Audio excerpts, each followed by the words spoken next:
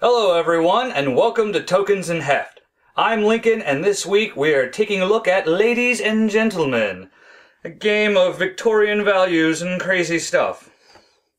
Well, maybe not that crazy, but man, this is a neat game. I got it a few weeks ago, just finally got to play it, and I wanted to play it before we reviewed it. Now, Ladies and Gentlemen is a game that takes place in the Victorian era, and you have two teams, or you have multiple teams rather, competing to have the best looking lady at the ball. You see, each team is composed of a lady and a gentleman. Now, your real world gender does not matter. The first game of this I played, it was 4 guys. It's just that one member of the team has to do the ladies' side, one member has to do the gentleman's side. You can see they are split down the middle by the row of shops, which are on the ladies' side, and the gentleman's side have all these financial institutions and businesses. Because the basic structure of the game is both sides play 3 different rounds simultaneously, and at the end of it, the ladies see what hand the gentleman things, and the gentlemen say if they can buy them or not. Before I get too far into it, I want to do a little bit of setup. Now, we've got these guys all set up. These actually have numbers on them. You can see King Bank has 1. Golden Apple, 2. And from what I can tell, there's no official rule, but you generally set it up so that the numbers on the gentleman's side go 1, 2, 3. They ascend to the left, I think is what I want to say. The gentlemen are playing the stock market the whole time. Actually, let's just look at that. That was the creakiest ever. So the stock market, how does that work? Well, first off, each of the gentlemen at the beginning of the game will get $500. We have paper money because they wanted it to be more difficult to play. Paper money gets to be a pain in the butt. It seems like a cool idea, but it's always fiddly that they stick together. They're hard to keep together. They're hard to pick up sometimes. It's just a pain. So 2, 3, 4, 5. 3, 4, 5. So everyone gets, or all of the gentlemen each get $500. You are supposed to keep your money face down because no one but you should ever know how much money you have. Not your teammate either. The ladies have no care for your money. That's not a part of their lives. And if anything I say in this comes off as sexist or something, that's the point. Ladies and Gentlemen is a game about the frivolous Victorian values, and kind of poking fun at them while giving you a fun game. So yes, the men earn the money and the women spend it, and that's the game. And that's how it works, and it's really hilarious. The men earn money by playing the stock market. The way the stock market works is... which one to start at? Well, the stock market works by virtue of... Oh no, I almost lost one of them. By virtue of all these chips. And I wish that hadn't flipped up. Try to keep... Everything is flying all over inside of this box. Part of me wants to glue some of this stuff down. Every time I move it, one of the other edges come up and things start flopping around. So yeah, you've got all of these goods tokens, I guess you can call them. You need 5 for each gentleman in the game. You just draw them randomly. If you have a bag to draw them from, that'd be a good idea. I might get one at some point. But I need 3 players, so 15. 1, 2, 3, 4, 5, 6, 7, 8, 9, 10, 11, 12, 13, 14, 15. Plus, you will need the numbers for everyone who is playing. In this case, we have 3 teams, so we need numbers 1, 2, and 3. You'll take all of these, mix them face down, and mix them all up.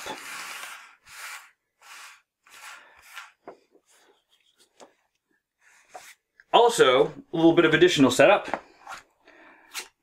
You have to draw one of these market cards. I believe that's what they're called. I already drew one. This tells you how much the goods are worth. So every game you could end up having completely different environment for your market. You know, everything's always worth different amounts. And you'll also note that at the bottom, we have gold is always worth $100. Well, in this case, it's pounds, I guess. Huh, didn't even notice that before. Yes, but yeah, you get 100 for all gold.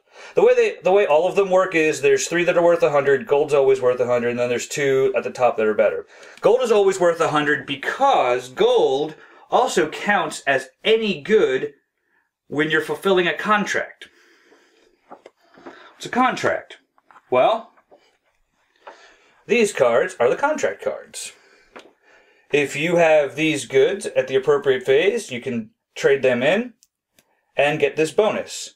Also, the first person can also get, I think they call it the financial principal, or a bonus if there is one. Like this one. This is a tough one to pull off because you need to have 4 goods. The first person, everyone who completes the contract will get 800 pounds. The first person to get it can choose to pick an extra $400 or 2 random goods. So that's kind of cool. So you give these a shuffle, and you deal out 1 for each team, well, for each gentleman, and really it's 1 in front of each of these things. Their position does not matter. Wow! That is crazy. I have not seen some of these, because I've only played the game really once. That's amazing. I'll go into some of these later, because you'll understand more once I explain more of the lady side. So, that's setup complete. Now what happens is, I mentioned that the game takes place in 3 phases, comprising a day. You've got morning, afternoon, and evening. For the gentleman, the morning is buying goods and playing the stock market. You do this by having all 3, or 4, or 5, because it sports up to 5 couples, I guess. Everyone is taking a look at these and peeking at them to see what kind of thing you get. Looking at them does not mean you have to take them. But somebody else might grab that thing you need. So you're trying to peek and see what kind of goods you want. So you're trying to fulfill contracts. You might be trying to just get goods that are worth more in general. But you can only take 3 tokens. Once you've taken your third,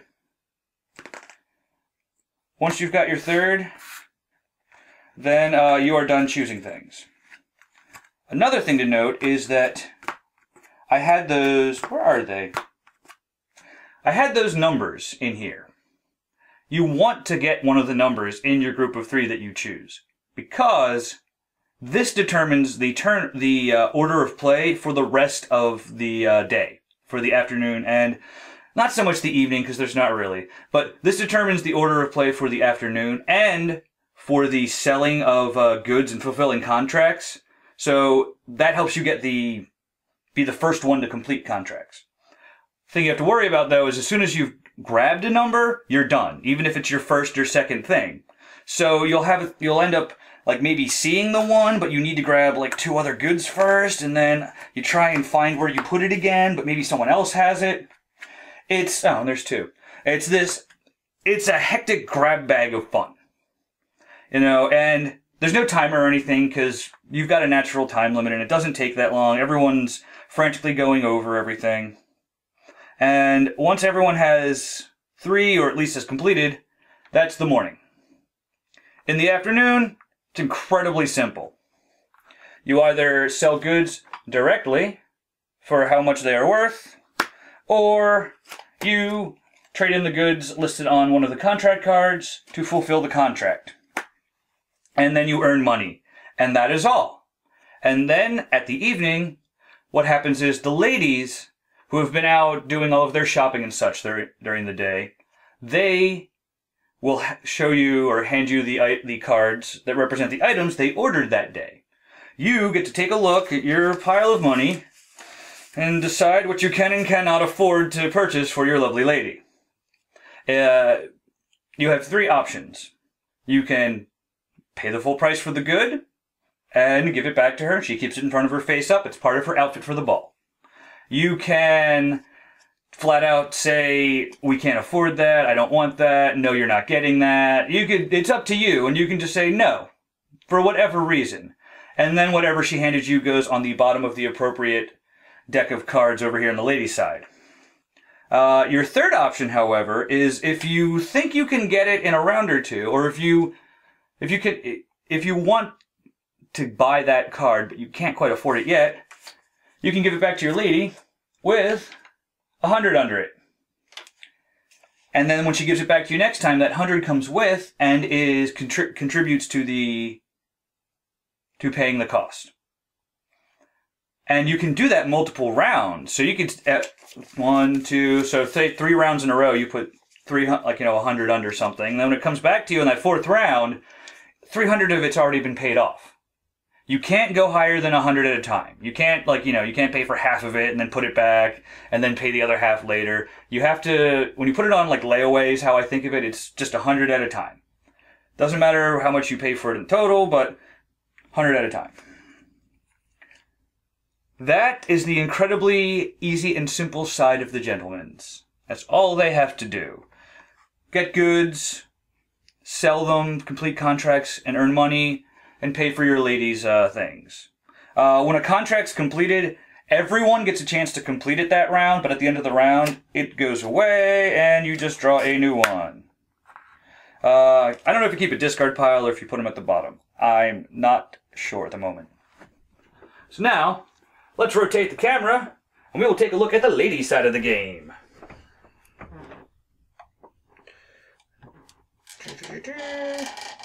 Ladies. And then we will look down a little so you can see, Well, there's the 4 types of cards that the ladies have to deal with. Dresses, jewelries, accessories, and servants. That is not the only type of card that is in that deck. You will find dresses in all the other cards. You'll find accessories and jewelries in the other decks as well. It's just more like what you're most likely to find in those decks. Now here is the weird, fun, and tricky... The ladies have a much more involved and complicated game. Well, maybe not complicated, but there's definitely more steps and everything to it. So, let's start with setup for the ladies. First, you've got your 3 stores. You pick which one is your favorite, and then you claim the appropriately colored Pretty Little Lady Pawn. And you get the visiting tokens with your color, like back and border, but with the logo for all the shops that are in play. And we've got the Victorian, which is this green. The blue is Emporium.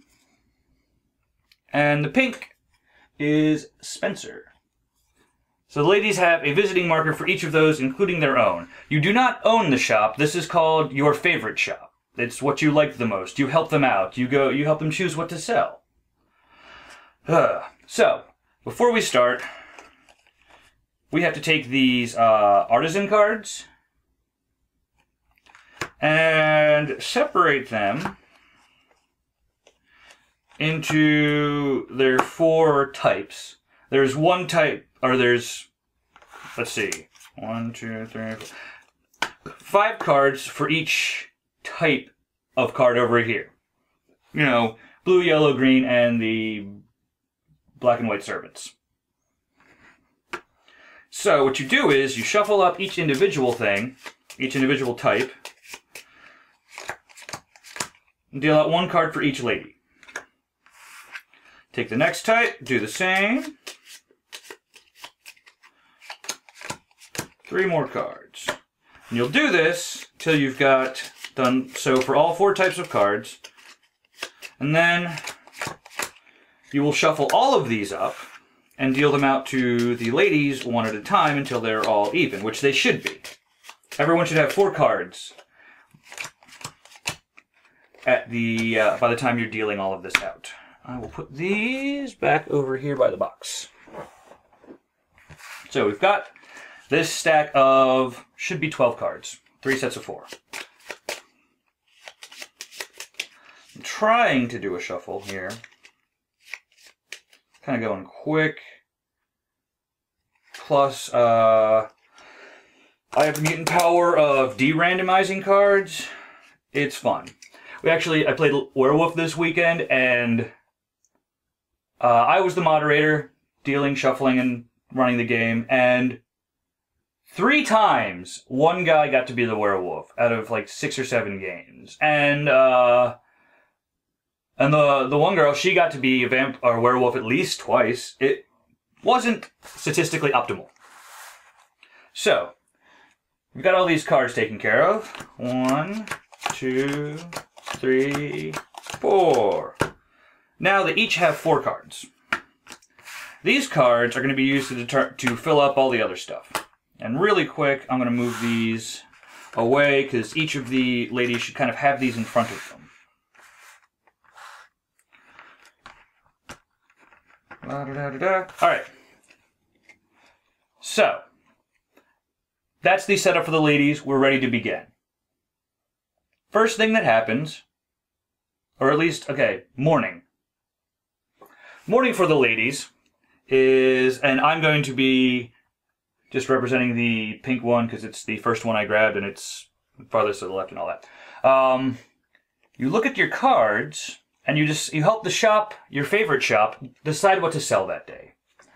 And you've got these cards that have a type of card and a number. And basically what you're trying to do is decide what you want the shop to sell. I'm going to go easy, and I'm going to put this card down, which will be 3 accessory type things. All the ladies will play their cards face down. Once they've all played, they will all then reveal their cards face up. And we've been holding them down here and keeping the actual stock up here. And then you deal out, well, then you draw the cards that indicated. So for mine, it's 3 of these green accessory Percy type ones. 1, 2, 3. Then you look at the cards, and here's where things get interesting. I mentioned that the goal of the game is to have your lady, in this case, me, the pink one, or my gentleman wants the pink lady to win as well, to be the prettiest lady at the ball.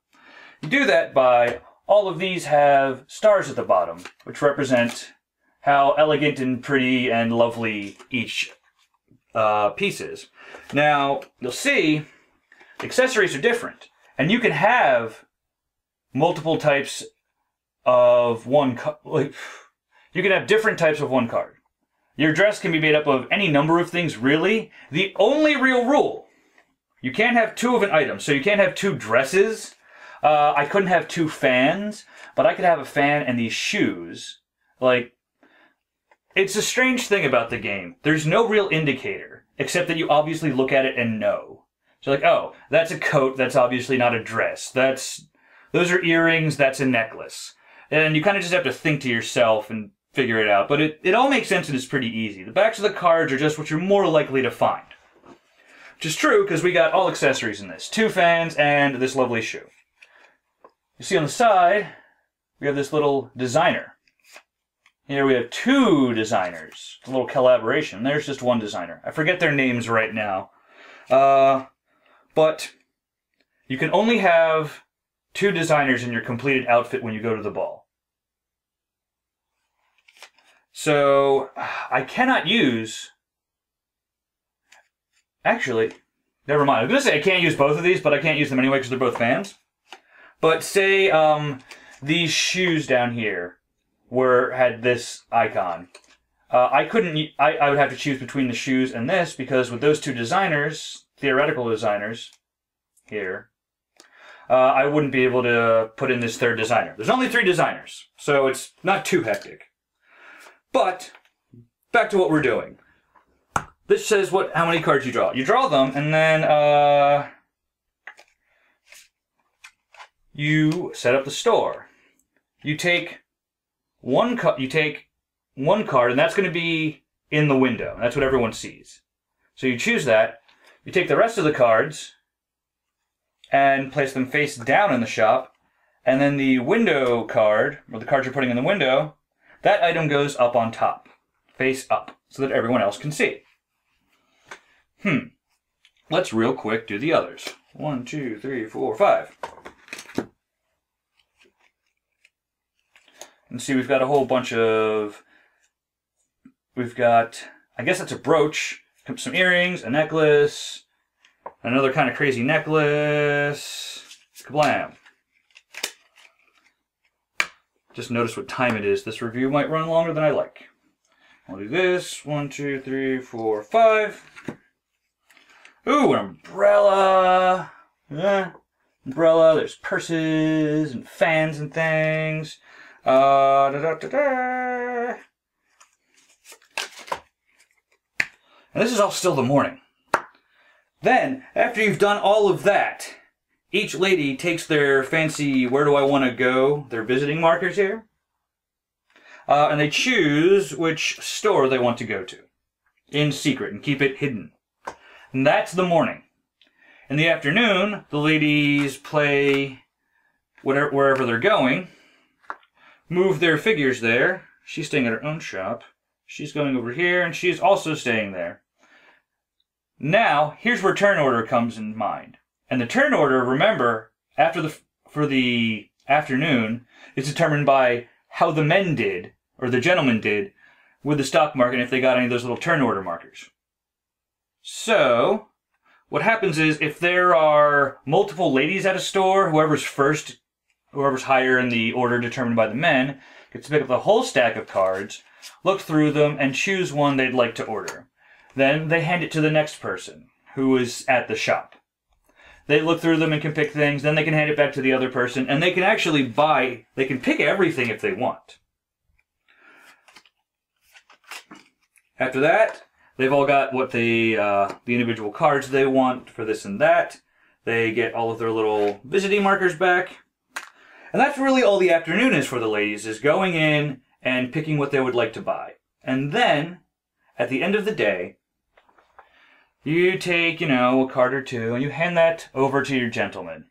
And the gentleman says, oh, I can't afford that, or we can get that. And here's where the game gets really fun. You have to be in character. So, we've got 4 guys sitting in the back of a comic shop, and my buddy Max and I are arguing over a dress I want to buy. He sees it, he's like, oh, come on, really? This is just out of our price range. Like, but it was the only one available. I can't go to the dress without a ball, and it's the only other one available was designers I can't have. It was hilarious. I'm pretty sure at one point one of my actual arguments consisted of nothing but me yelling, but it's so pretty. And the mechanics, it works really well, and it's so fun. So, what you're trying to do, the stars help determine who is the prettiest lady at the ball. You must have a dress at the bare minimum. If you have a bunch of other cool stuff but no dress, you don't even count. You're disqualified. Oh, and I completely forgot that before the game starts, every lady should also get a servant. Servants are also things that show up and can be bought. Servants are like getting bonus fancy stuff. So, Martha here. If you have one card, it's kind of hard to tell, that is 4 stars, you get a bonus star. If you have 2 cards that are 4 stars, you get 3 bonus stars, helping you be more elegant and pretty. If you have 2 or more cards from the little purse accessory thing, or type, you get a bonus one. If you have 4 or more, you get 3 bonus.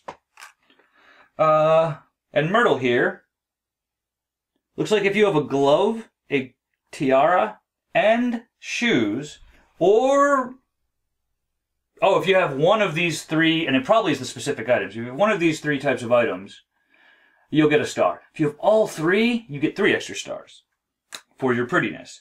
And servants are acquired just like everyone else. It's just I didn't end up playing cards. There we go. Just like that, you bring them out, and servants are just commodities like all the other dresses and stuff. Again, commenting on the Victorian values. Every single servant in the entire game costs 200 pounds. So, this umbrella and a person are worth the same. Most things in the game are more expensive than them. The cheapest, easiest to acquire thing is these servants. Wow, what a great comment. But there's all sorts of goofy stuff in here. Having the right designer, there's a lot of ways to get bonus wins. Or bonus little prettiness stars or what have you. And then that's it, more or less, is the game. Whoever has the most stars at the end, she's the prettiest lady at the ball, and her and the gentleman win. Now, the game only really works with even players, at least in this form, but they do include rules for odd numbers. With that, you end up with a courtesan. The courtesan gets her own little extra store to run, but has no gentleman on the other side. What she does is she still runs a store and goes out shopping, and she gives her card to whichever gentleman she wants. And he can buy it for her or not. It's all still up to him like normal. And she's a funny little wrench in the gear, because if she is the best dressed person at the ball, whoever purchased the most gifts for her wins with her, the gentleman at least. If she is the worst dressed person at the ball, whatever gentleman gave her the fewest gifts loses along with her. So you can't completely ignore her. You have to make sure she's at least not the worst dressed, or you still have to kind of placate her and stuff, and throws a nice little wrench in the gears. Another thing that I'm looking forward to using once we've got, that's going to sound weird. Another thing I'm looking forward to using once we've gotten used to the play a little bit are the gossip cards.